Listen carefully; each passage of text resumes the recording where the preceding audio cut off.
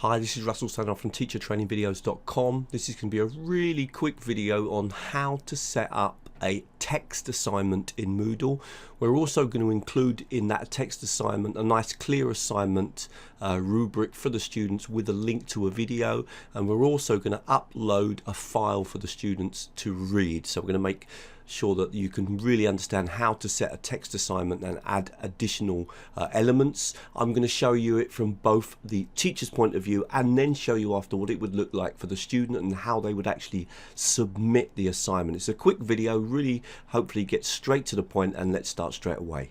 So we're going to start by adding a text assignment. The most important thing to remember, of course, is to turn your editing on. Once you've got your editing on, then you should be able to add resources and activities to the unit. So I'm going to add this to unit 1. I click on add an activity or resource. I'm going to choose assignment, click on add, and there are two really important things to remember at the beginning.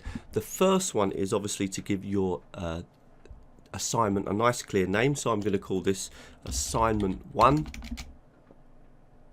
The second important thing is here, because this is the actual description and the information that the students will see when they click on the assignment button.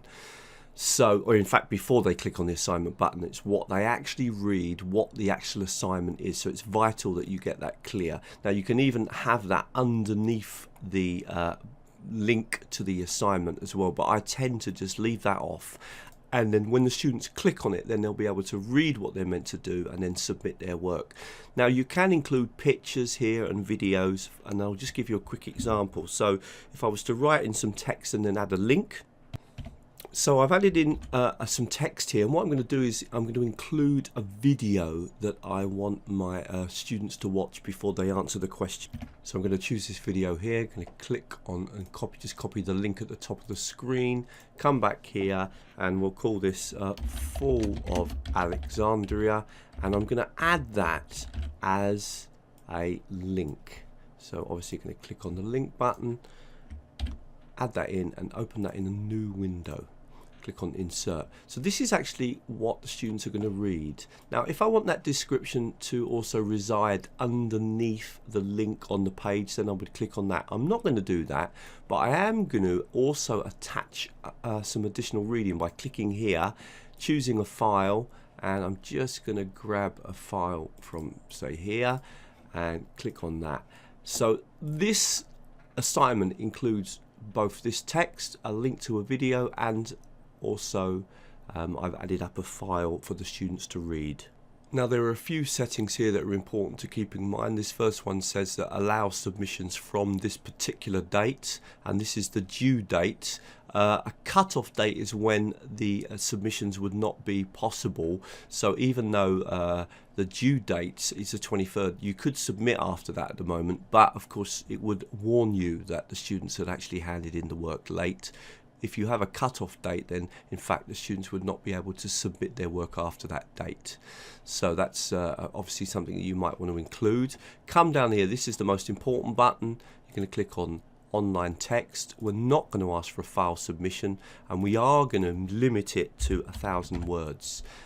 So those are really important settings. Now there's a whole range of settings down here, but one of them is really important, and that's the submission settings. And for here I would choose both yes for the submission button and yes for the statement that they agree that it's their own work. And then I would click on save and display, and you've now produced your submission. So there is my assignment. As you can see, it's got the description, it's got the video, and there's also a file that the students can read.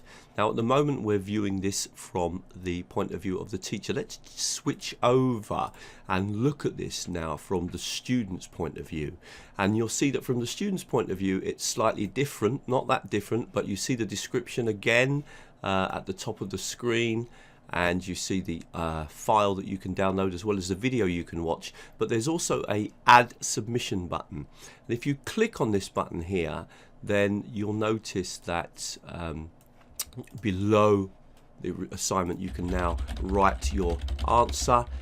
Click on save changes, and then you would be submit assignment. So you get a second button. You can save the changes, and then once you're happy with what you've done, and you can click back and edit, you submit assignment. That is how you produce a text assignment that includes both a link to a video in this particular instance and one document to read. Of course, you could add more.